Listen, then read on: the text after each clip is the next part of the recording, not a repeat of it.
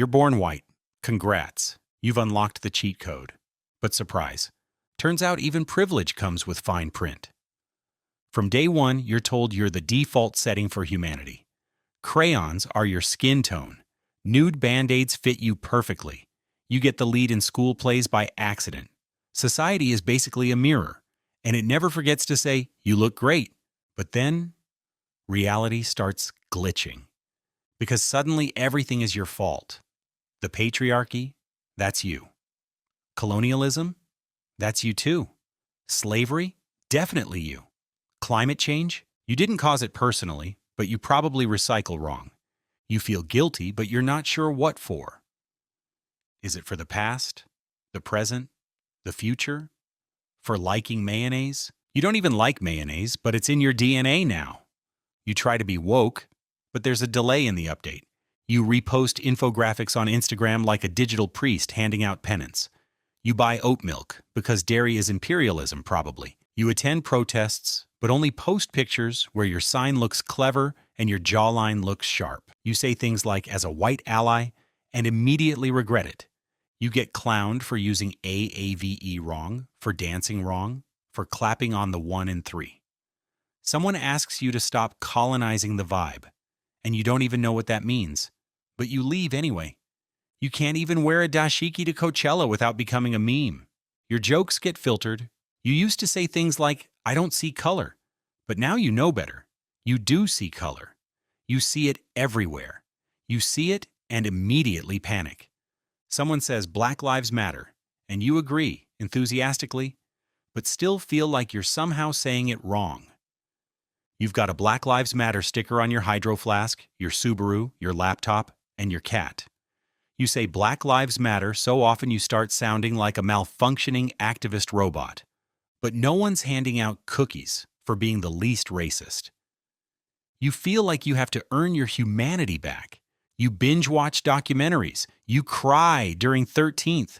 You quote Baldwin and think, maybe if I read just one more Ta-Nehisi Coates book, I'll finally reach level 3 consciousness.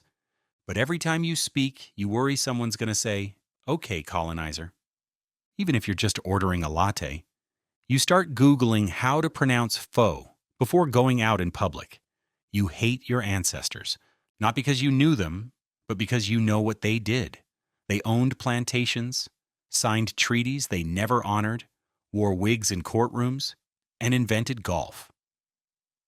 Your great-great-grandfather might have invented redlining.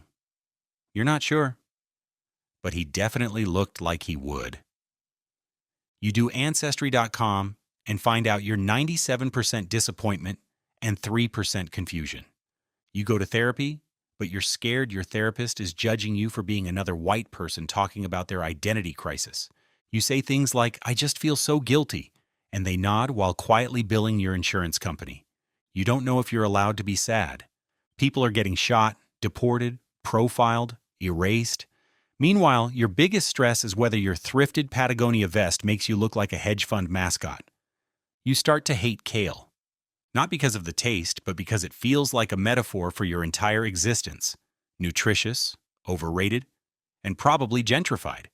Your holidays feel suspicious. Thanksgiving, genocide with stuffing.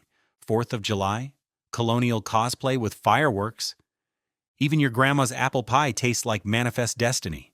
You're scared of your uncle, not because he's violent, but because every Thanksgiving he brings up the good old days, like segregation was a minor inconvenience.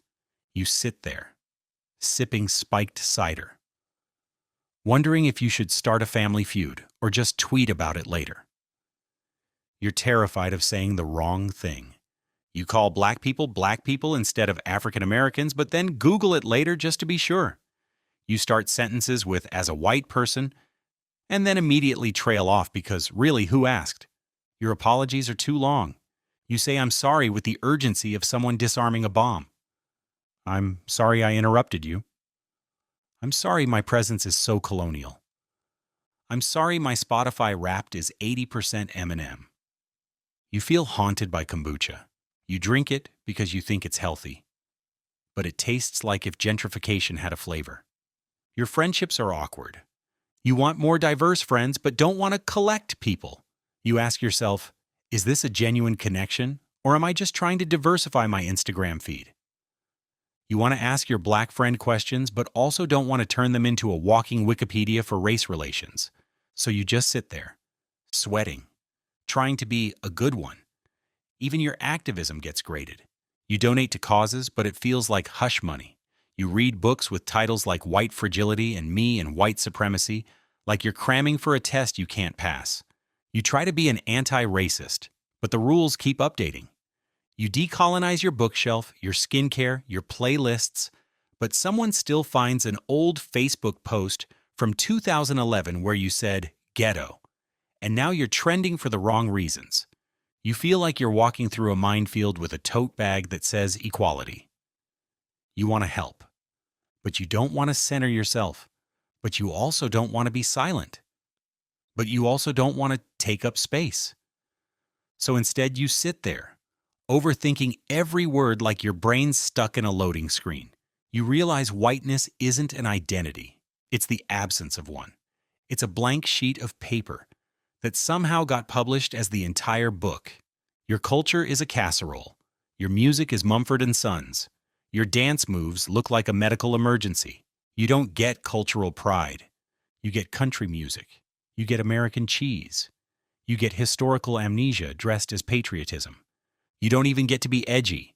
You gentrify everything you touch. Yoga, hip-hop, tacos. You wear Doc Martens, and the internet reminds you the brand was founded by skinheads. Every choice is a potential microaggression. And then there's the fear that no matter how much you learn, how much you try, how much you unpack, you'll always be the problem.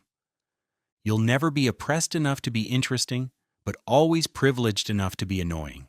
You want to be a good white person, but even that term is laughable.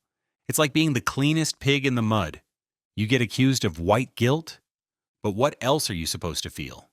Pride? In what? Colonial architecture and Coldplay? Neutrality? That's just privilege in yoga pants. Shame? It's practically part of your skincare routine. So yeah, it sucks to be white sometimes.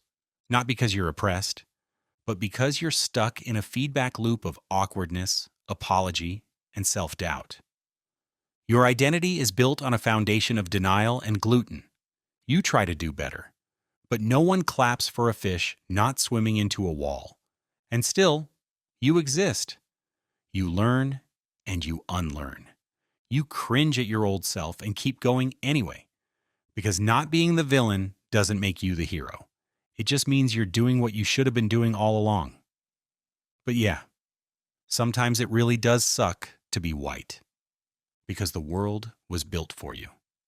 And now, it's sending you the bill.